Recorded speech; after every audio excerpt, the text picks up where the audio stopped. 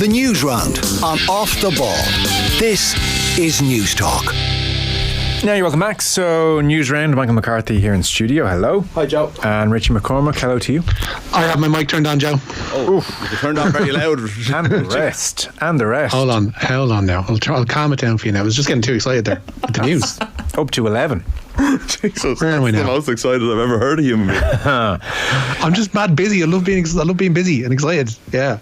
What are you busy doing there?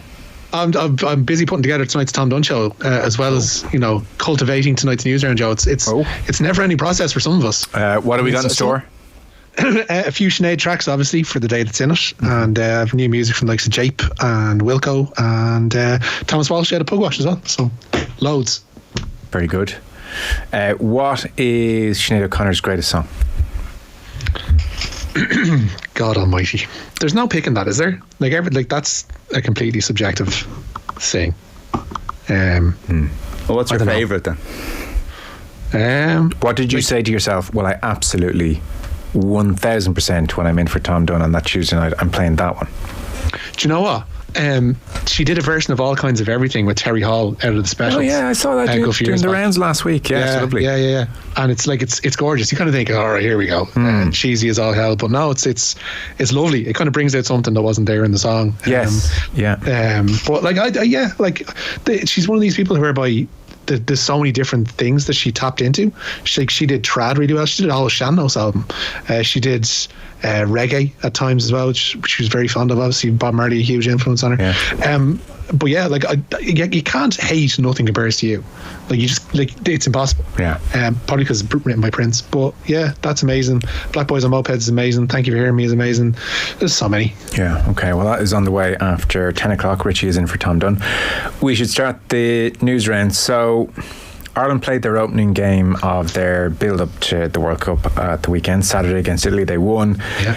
I suppose in some respects, if people were away for the bank holiday weekend and not paying too much attention, which would be understandable, there are two headline pieces of news. One, and I guess we have to say this because it's Ireland pre-World Cup. One, everybody hadn't suddenly gone off a cliff and a crisis had ensued. Everybody looked reasonably good for the first match of the build-up to World Cup. So that's good. There's no concern on that front. And then secondly, and this is inevitable, there were injuries. Yes, indeed there were. Perhaps chief among them, Jack Conan, whose World Cup participation remains in serious doubt.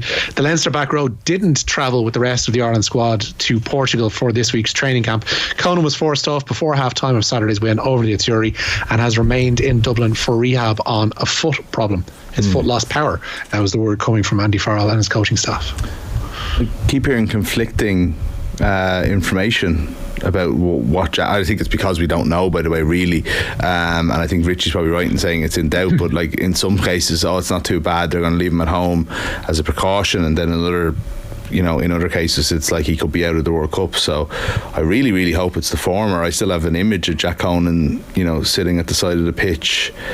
Was that in the last World Cup? It must have been. I think it was 2019. Early in the tournament, and just not even going back to the bench and just kind of realise it was over. It's not something we need for him again. And I think both for him personally and selfishly, I think we're thinking about it from Ireland's point of view. Is the Jack Conan we saw towards the latter part of the Six Nations is the guy that we absolutely need four back rows.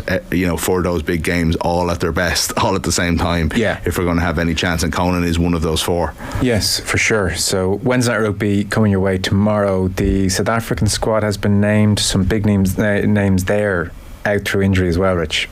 Yeah, Munster Locks, John Kleyn and RG Snyman have both been included in South Africa's squad for the Rugby World Cup. Kleyn has only played twice for his native country, having switched allegiance back from Ireland earlier this year. He made his debut in July. Four members of the 2019 World Cup winning squad, Handry Pollard, Lacanio Am, Lou Dieger and Herschel Janchis, miss out.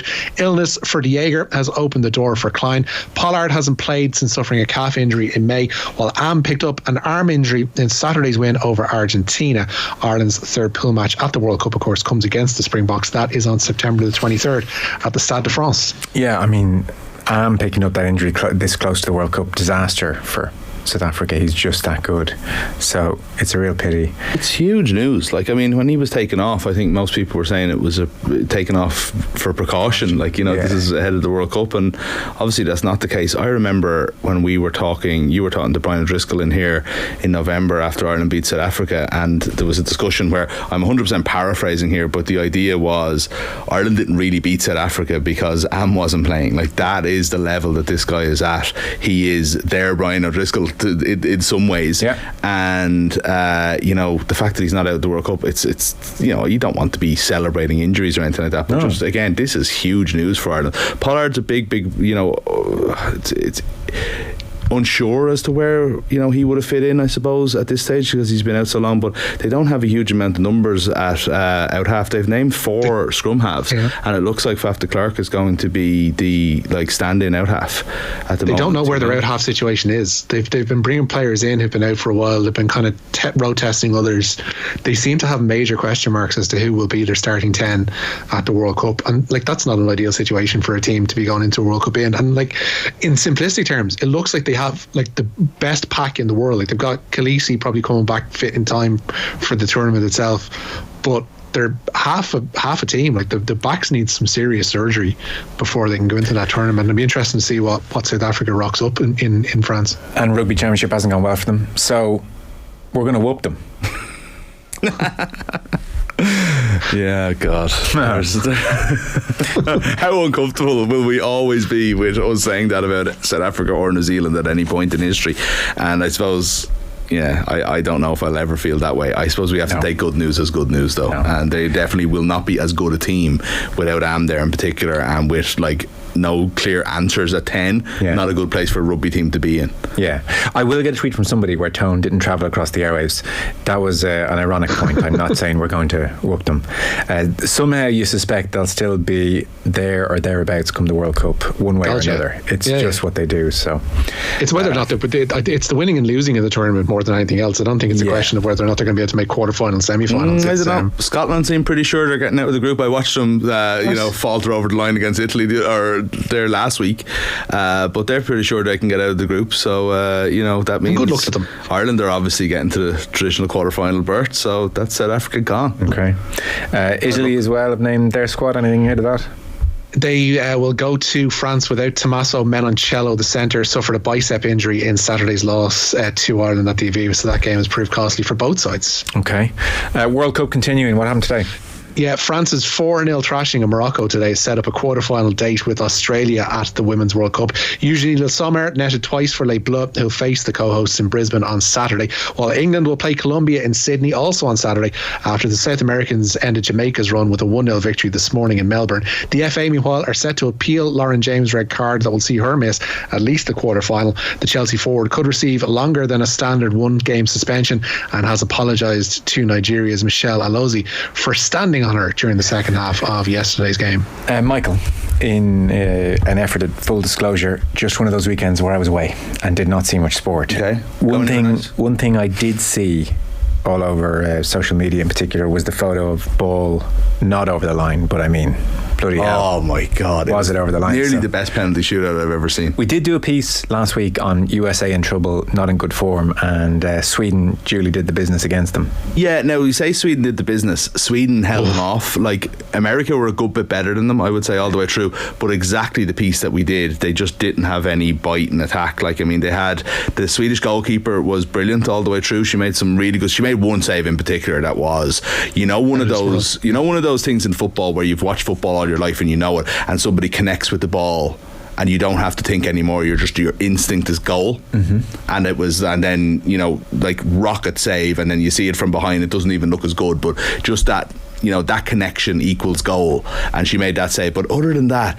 they just half chances, not like messing around a little bit in near post saves, all that kind of stuff, and just didn't have it. But they were a good bit better than Sweden, so that's the funny thing. And then it goes to penalties. Tough watch. Yeah, they were very negative, but they did the job they had to do, and then they go to penalties, and Megan Rapinoe off the bench, her last World Cup, last kick of the game of her career for America. Yeah, missed penalty. Is the target. Oh, okay. Over the bar, next penalty over the bar again. you know. So, and then the keeper makes you so rarely see it in a shootout. When you look at the angle of the ball being over the line, she's diving the wrong way because she had made the save. Ball goes up in the air, bounces, and then she dives backwards to hit it out again. And as he said, like, it is one of those things that, like, is the full ball over the line? The technology says so. Yeah. Hard not to feel sorry for them, you know. Like, and this is, necessarily, I wouldn't necessarily be going for the slight underdog in Sweden for the whole match, but just the way the shootout panned out, feel very sorry for them. Then you have, like, Donald Trump attacking them and say this is the reason America is in the state it's in. America not great again. What is the feeling now, Rich, on favourites in the absence of the US?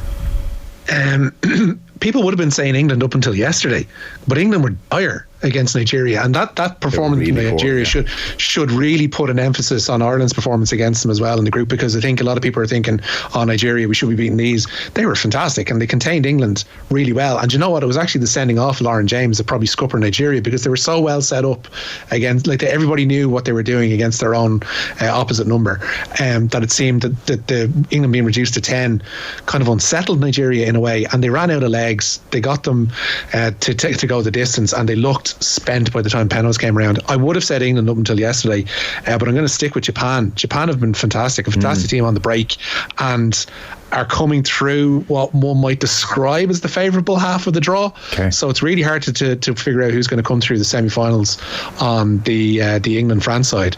But on the other, Japan should get there, and if they do, they could certainly go and win the lot. The England match yesterday morning was really interesting. I watched on the BBC just to kind of get their perspective. I rarely do that. I'll normally. I did the same. It was really interesting. They were brilliant, but they were so, like, England had a penalty given that was ruled out by VAR for a push in the back on Rachel Daly. That, you know, it was technically a push in the back, but everyone knows isn't a penalty. Lauren James was given a yellow card, which was changed to a red, and then there was an incident in extra time where a Nigerian was pushed in the back by Lucy Bronze that probably should have been a penalty. And what I was so surprised was on the BBC coverage that in every single bit of analysis they kind of took the, not anti-England's the wrong word, but they put their bias aside, which is something that I just don't feel like we see from, like, Ian Wright and Alan Shearer, you know, in their analysis. One of the first words at the end of the match was that England have gotten out of jail here. This is what I was going to... Daylight robbery. They've got daylight robbery. And I was like, wow.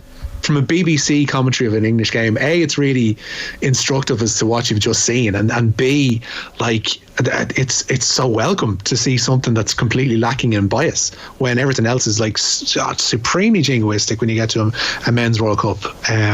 So that was really refreshing. They were basically calling for the VAR on James, like, you know, before it was called. But again, that was very interesting. But again, I think the daylight robbery might have been a bit extreme, but Nigeria were very good. Nigeria were the team that, even before the 10 men, I thought were more likely to score. 10 women, sorry.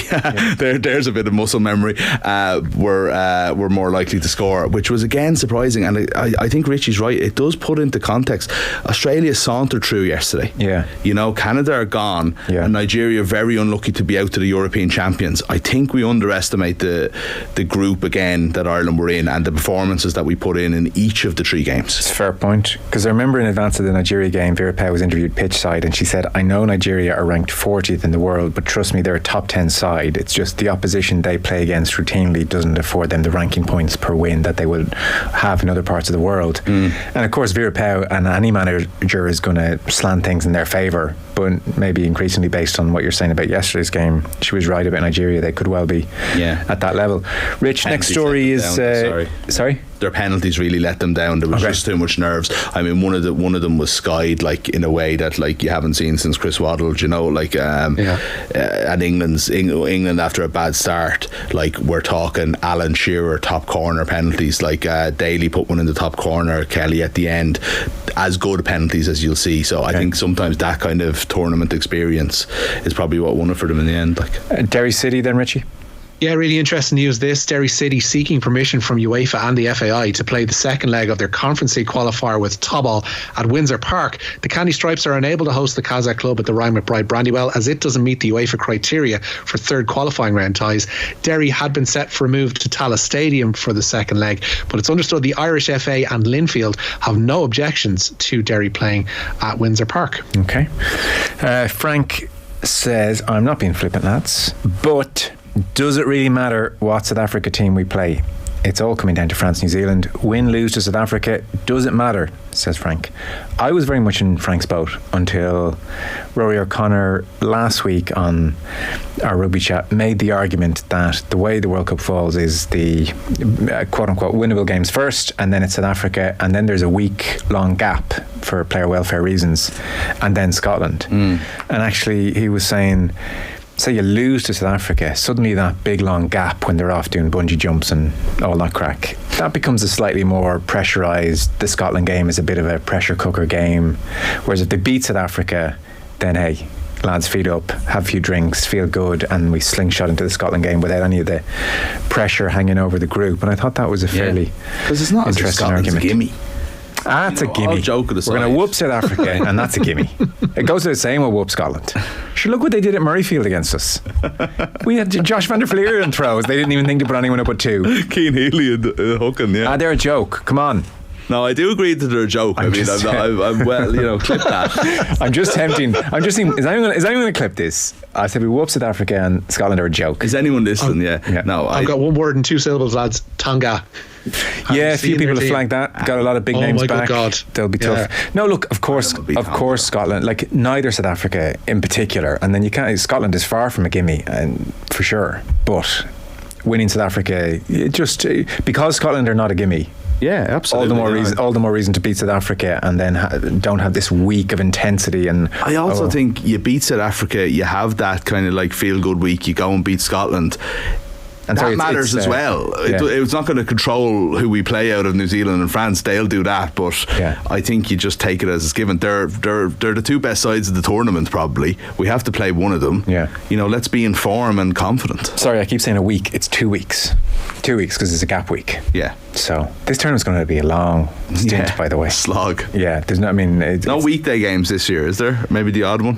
What they tend to do is chuck in the weaker teams are told you go out every 4 days, and your player welfare doesn't matter as much. Well, your words, not mine, Michael. But I don't think it's even the case anymore. Whereas the big boys are obviously week on week with a 2 week gap, so it's well spaced out. I think it starts 7th of September, and I think the final is on the 28th of October. Right. So I could break the back of the winter, Yeah. It goes on. And then the November internationals are a couple of weeks later, are they? No.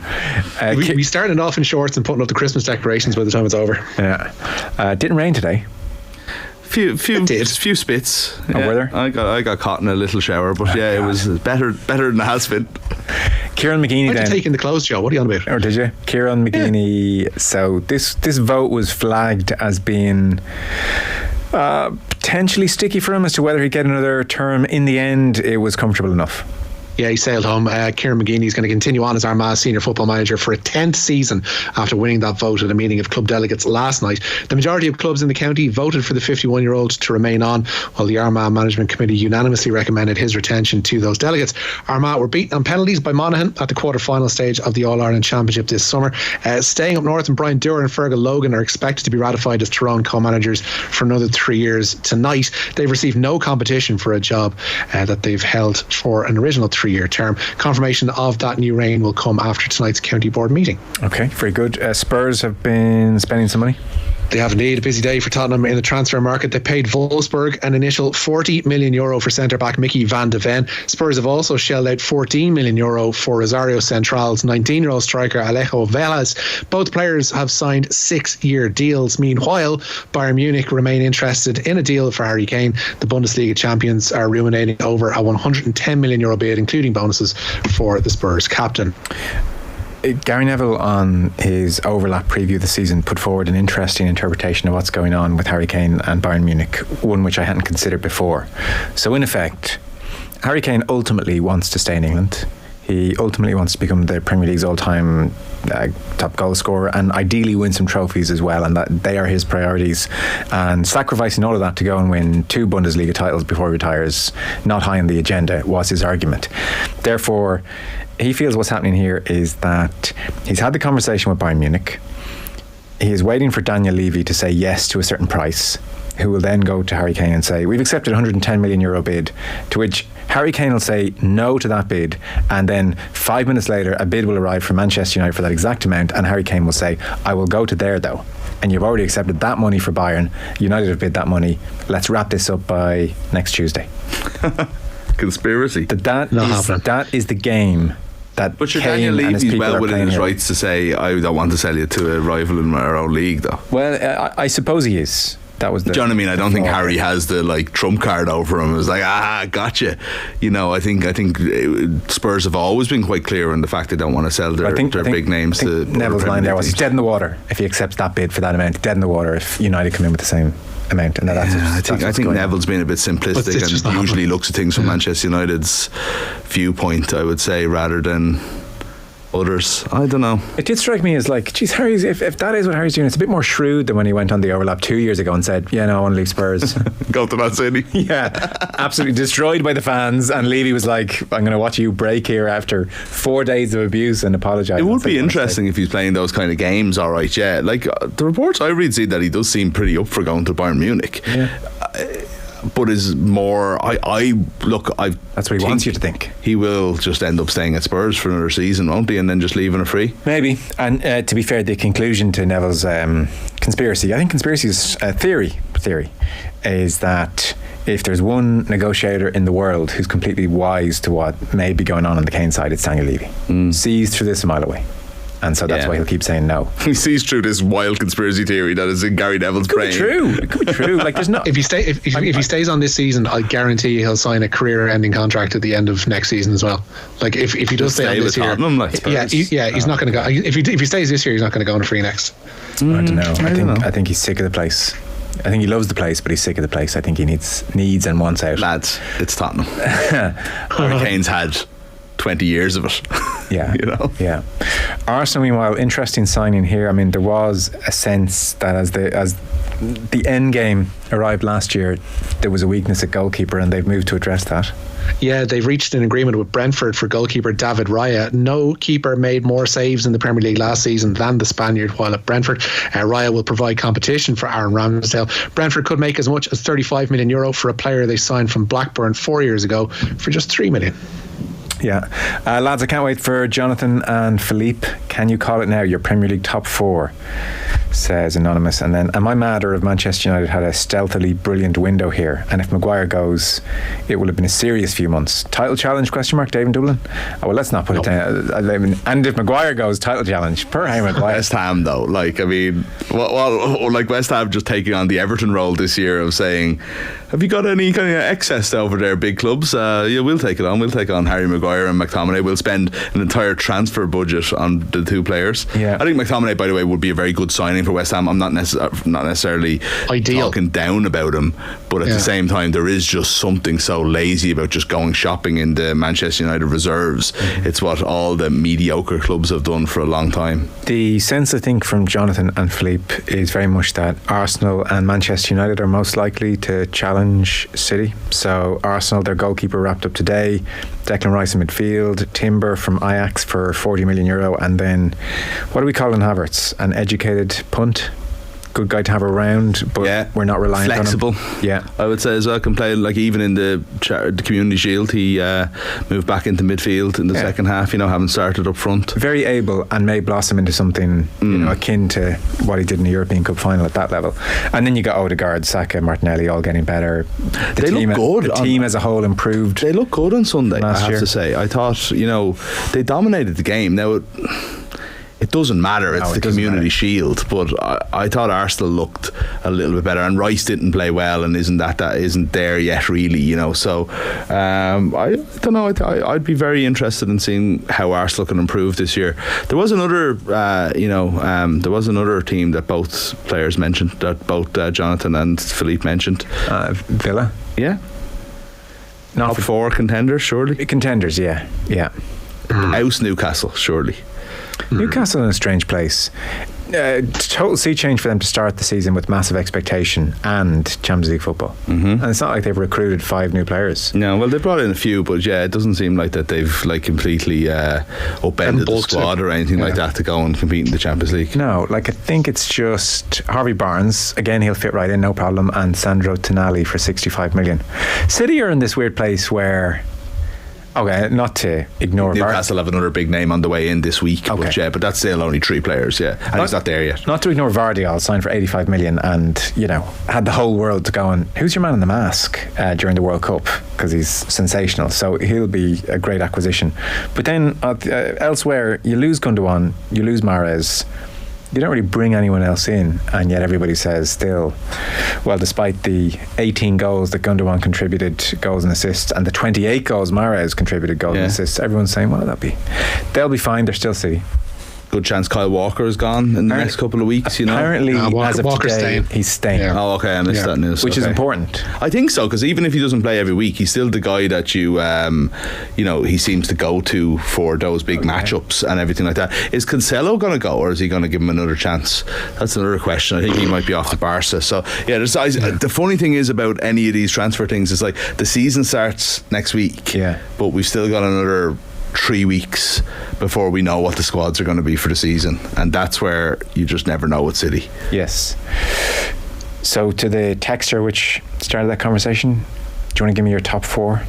I think it's very difficult, by the way, to know where Liverpool are going to pitch up. Yeah, and Chelsea. Where Chelsea are going to pitch up. And then I'm presuming Postecoglou is not going to work miracles with an average Spurs side on paper, but then that's only a presumption. And then Newcastle. Yeah. So it's actually very tricky year to predict. So are we all saying City? I wouldn't be bothered with those City predictions. Okay. Boring. Just what do I mean? You're right. I don't mean anything. It's such nonsense. Brighton could finish 4th. As a final point on all this, and then we'll push on. I heard that same conspiracy theory in the overlap, Joe. It makes no sense. Why would Spurs have to accept United's bid? Levy just says no. It makes no sense. Look, absolutely. He just said it with such authority that Levy is then dead in the water. I think everyone went, yeah, dead in the water then. I guess he could say no. But you risk Kane really spitting at the dummy, saying, hang on now, we've got you an amount of money here that you thought was fair, and now it's not fair. It's just not happening. He does understand though. It's the Spurs haven't it wouldn't be a gotcha moment. Spurs haven't hid the fact that they're more willing to sell abroad than they are in England. Fair enough. Give us 20 million extra, maybe. Yeah, the idea of Levy being caught out like the end of Scooby-Doo, like Man United rock up with the check and he's like, oh God, you got me. If it wasn't for those pesky Mancunian, it's not happening. Such a dramatic, appealing notion. Do United want Kane? Yeah, they would. I didn't even get to the end of the sentence there without realising how ludicrous it sounded. Hole in the squad. They desperately need him. Right, let's push on before clock really comes against us. Chelsea then in a bit of trouble with the Premier League. Yeah, the Premier League investigating financial transactions made by Chelsea during Roman Abramovich's tenure at the club. The Times say Chelsea themselves reported the transactions made between 2012 and 2019. They include payments to offshore companies and at least one payment to a player's family. Meanwhile, Chelsea say new signing Christopher Nkunku faces an extended period out injured. The France striker joined from RB Leipzig this summer, but picked up a knee problem in a pre-season friendly against Borussia Dortmund. No time frame has been given for his recovery, but it is thought he will be sidelined until December. Interesting times at Wolves. I saw an interview with Matt Doherty about a week ago where, in so much as a new signing, a re-signing that he is, but in so much as a new signing could be downbeat about where he's just arrived, he pretty much said, this is kind of notable. We probably do need to do some... So after the Celtic match here, wasn't it? This is kind of not... He didn't say this, but the point was this is not the club I left. And now it seems that Julian Lopetegui, he's not hanging around for the car crash. No, he's going to go. Julian Lopetegui is set to leave his role as Wolves manager on the eve of the new Premier League season. Discussions are ongoing about the termination of his contract. He has been left frustrated by Wolves' financial constraints in the market this summer. Former Bournemouth manager Gary O'Neill is being lined up as Lopetegui's replacement. So Bournemouth lose 9-0. Gary O'Neill performs a miracle. He has now become the who do you call when you've under-resourced your Premier League team manager? Well, Gary O'Neill, he can do anything. Everyone said Bournemouth were gone. I think there's a degree of here's a few loaves and some fish, Gary, make it happen. Does how many times did Jesus perform that miracle? Once, as far as I know. I've only read that scripture. I suppose it was implied he could have done it again if he needed to, and now we're going to see if Gary O'Neill can. It's called Gary O'Neill. Was that a Jesus reference? No, it wasn't. No, it wasn't. Jesus. So there he goes. That does seem like a disaster. So, you know, Wolves are Lopetegui, who's not a nothing manager, has looked at it and said, well, I'm not hanging around to have my reputation tarnished here. This is actually a mess. He was clearly made promises at some point during the summer that haven't been kept, because he had made noises about this between the end of the season and the start of pre-season, where he's like, oh, listen lads, unless I get guarantees about cash that's going to be spent and whoever I'm able to bring in, etc., I'm going. And they managed to twist his arm to stay, and now we find ourselves 5 days removed from the start of the season, and he's gone, I'm off. This isn't happening because I can't bring in whoever it is I want to bring in. There isn't the funds here to make this team competitive. We're just going to be in a relegation battle again. So I'd like to know what has happened between, I guess, the middle of June and now, whereby Lopetegui's gone from okay to no, I'm gone. Okay. It's because something hasn't happened there. This is the issue. We had a big long conversation there, I think it was on Friday, about Wrexham and how fans and the private ownership they're just at the mercy of them. And this is the thing, like, Wolves have had a great few years, but this could just happen. They could just decide to stop investing and just to say enough's enough and we haven't got enough out of this, and then you just collapse and fall apart. This is a team. Do you remember like when Nuno was there and we were so excited about Matt Doherty? Like, they had Jimenez at his best, they had Moutinho when he was still in his prime, Neves, all these guys. Like, this is an exciting team. They bought that guy, Richie will know his name, the Portuguese young lad, for 40 million or something like that. He's never done anything. Yeah. Do you know what I mean? But it was like this was a club who could go out and get these young guys who are bound for greatness, and it's just like, what, 2 years later they're just, I would say, if you're making predictions, you're putting Wolves in the bottom three now. Yeah, they have financial fair play constraints, which may or may not be connected to those massive signings over the last couple of years. So that they're in real trouble in terms of their finances, and have had the ear of Jorge Mendes for the last while in terms of their signings, who's had a massive influence, and it could turn out ultimately to be a malign one if they are forced down, because they're definitely going to find themselves going from a guy who was once in charge of the Spanish national team to a guy who helped rescue Bournemouth for a while last season. Yeah. Mick mentioned Newcastle were making a signing, so it's a fullback, Rich. Yeah, Newcastle completing the signing today of fullback Tino Livramento from Southampton. The England under-21 defender moves to St James's Park for a deal worth €37 million, and Livramento has signed a 5-year deal, and his name sounds brilliant in Geordie. Bad luck for Dan Byrne. His makeshift left-back era could be coming to an end. Yeah. Leona Maguire then, so it's a major week. It is, and Leona Maguire has been grouped with the 2021 winner Anna Nordqvist and Korea's Jin Young Ko for the first 2 rounds of the Women's Open. They'll go out just after 8 a.m. on Thursday morning at Walton Heath. Stephanie Meadow tees off just before midday. She'll be partnered by Grace Kim and Yoon Hee Ji, also of Korea. Not great news around the Champions League game. Yeah, UEFA postponed this evening's Champions League qualifier meeting of AEK Athens and Dinamo Zagreb. This after a fan was killed during fighting outside the Greek stadium last night.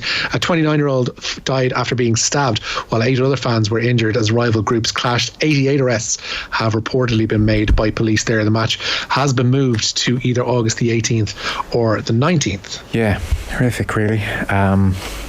What can you say? And then before we wrap up, she was 3.5 years retired?